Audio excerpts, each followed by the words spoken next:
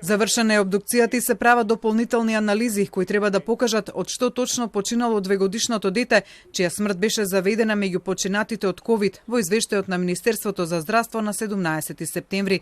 Сепак, состојбата во кој детето било донесено на клиниката за детска хирургија неколку дена претходно, дехидрирано, неохрането и со слаба реакција на дразби, кај надлежните го отвори прашањето за условите во кои тоа било згрижено.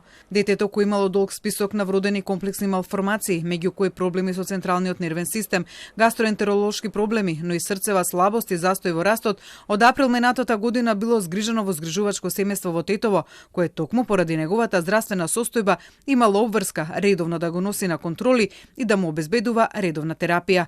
Тоа, како што наведуваат од Министерството за труд и социјална политика, било причина Центарот за социјални работи Скопје редовно да врши надзор како семејството од Тетово се грижало за детето, кое инаку било обучено и лиценцирано за работа и грижа за деца кои имаат здравствени проблеми.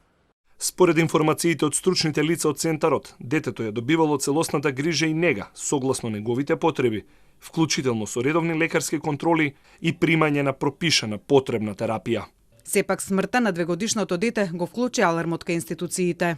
По налог на Министерството за труд и социјална политика преку Инспекцијската служба за социјална заштита, а во соработка со Центарот за социјална работа Скопје, во тек е вонреден надзор над грижата врз детето од страна на згрижувачкото семејство и околностите кои довеле до влошување на неговата здравствена состојба. 2-годишното дете било редовен пациент на детската клиника и на клиниката за детска хирургија, буквално од своето раѓање, поради сериозноста на болестите кои ги имало.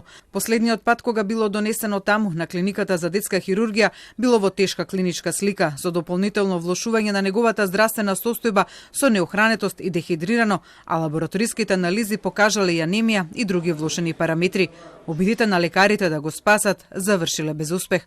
Од клиниката за детска хирургија за смртта на детето веднаш бил информиран Центарот за социјални грижи Тетово. Од Министерството за труд и социјална политика за Телма информираат дека доколку вонредниот надзор врз грижувачкото семејство покаже пропусти во грижата за 2-годишното дете, ќе се преземат мерки за одговорност. Инаку до овој момент до основното јавно обвинителство не е стигната пријава за случајот на смртта на детето, а од МВР не добивме одговор дали неговата смрт е пријавена до нив.